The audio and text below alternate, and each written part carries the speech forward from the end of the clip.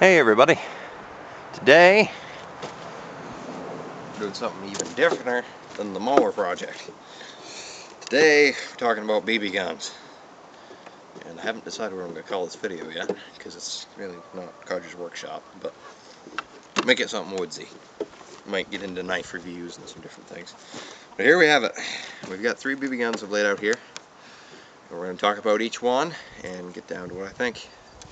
So let's get started. I'm going to bring you right over so you can see the features.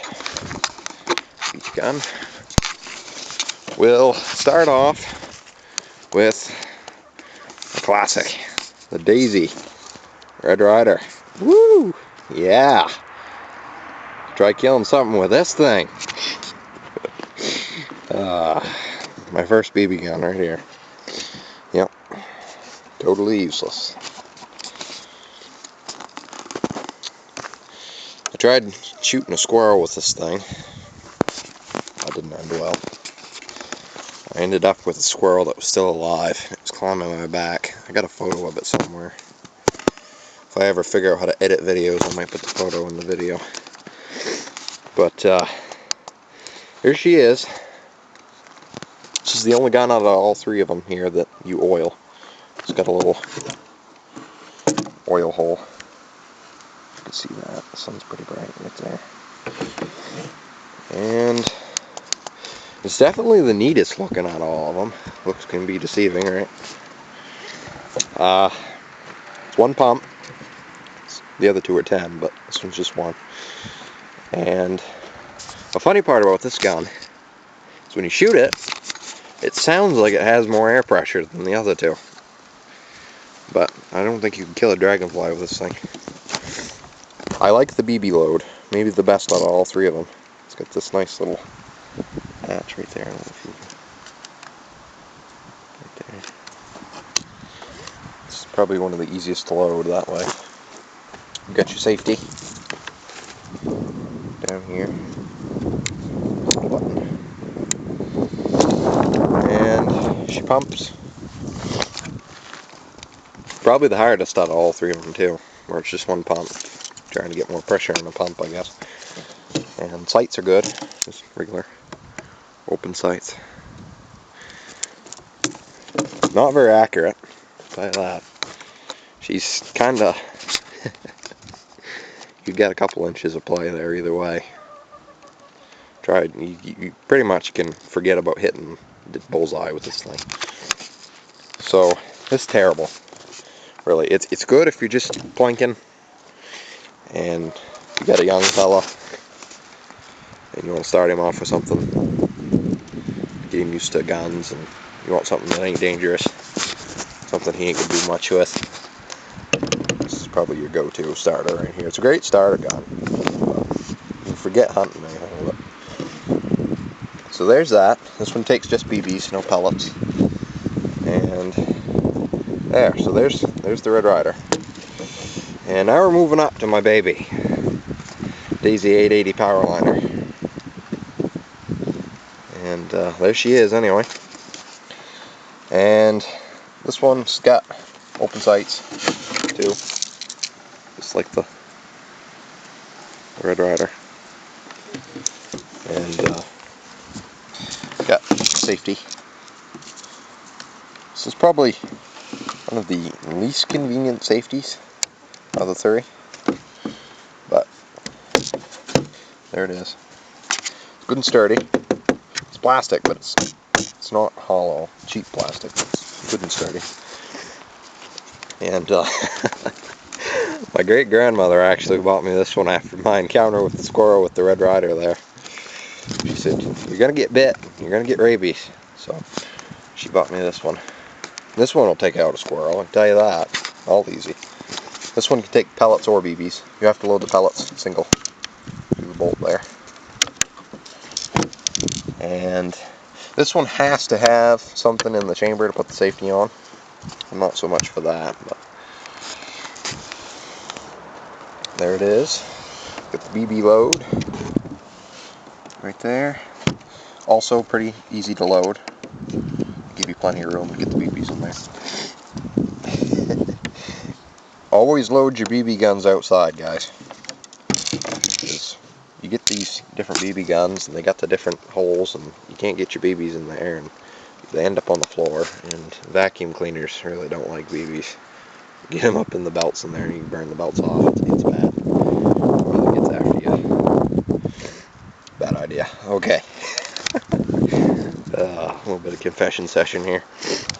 So there she is, 10 pumps. I like the, I'm casting shadow here. I like the handle on this one. It's got that nice handle for the pump. Nice and big. You can get your hand in there. You can even, if you're hunting in the winter, you can get your hand in there with a glove on, which I like. You don't have to take your gloves off, freeze your hands while you're shooting. So that's nice. I can't even say how many squirrels I've killed with this gun right there. It's amazing. I blew the seal on it though. It's kind of embarrassing the day too. My buddy and I were out squirrel hunting, and there's a squirrel right in front of us on a stump about a couple feet away. And he says, "Oh, you take him, you never miss." So I lined in and shot, and he just sat there and looked at me. I couldn't figure out what was going on.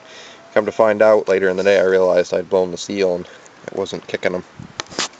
So I guess it's a common problem for these power liners.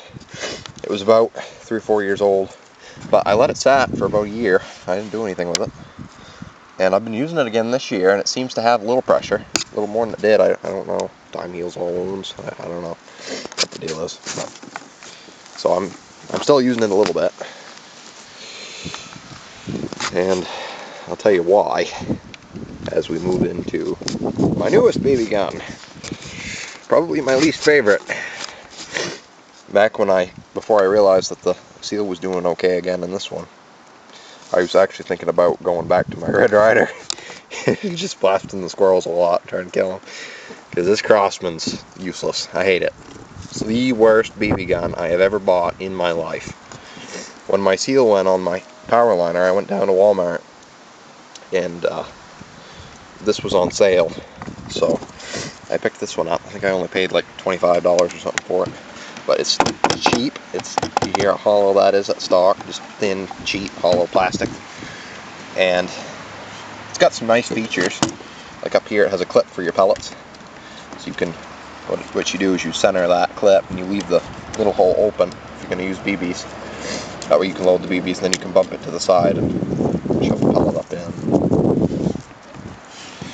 It's not that convenient, but it works. But at least you can have a few pellets on board in the vicinity. It's got the open sights like the other two. But let me tell you something, folks. The open sights on this float all around. This whole assembly moves right back and forth up here. And it won't stay. And I thought about running a bead of super glue, because it floats everywhere. And the sight up here won't stay either. It's real loose, and it just slides all over the notches. And this thing's constantly out of line, and you can never hit anything with it for that reason. And it's cheap, and it's cheesy, and it's the biggest piece of junk I ever invested money in. The other thing I don't like, I kind of like and I kind of don't like, it's got the reservoir here for the BB, so you give it a shake like that, and they file in, and then you click it back and then your fill hole, check this out, folks. That's their fill hole. It's exactly the diameter of one BB. Completely useless. You'd end up losing like half your BBs on the floor trying to fill this thing. Either that or you sit there and put them in one at a time. 1, 2, 3. You're pretty near crazy trying to fill this thing. I hate it. It's junk. Don't buy one. It's a waste of money. I should have gone and got another power liner, I guess.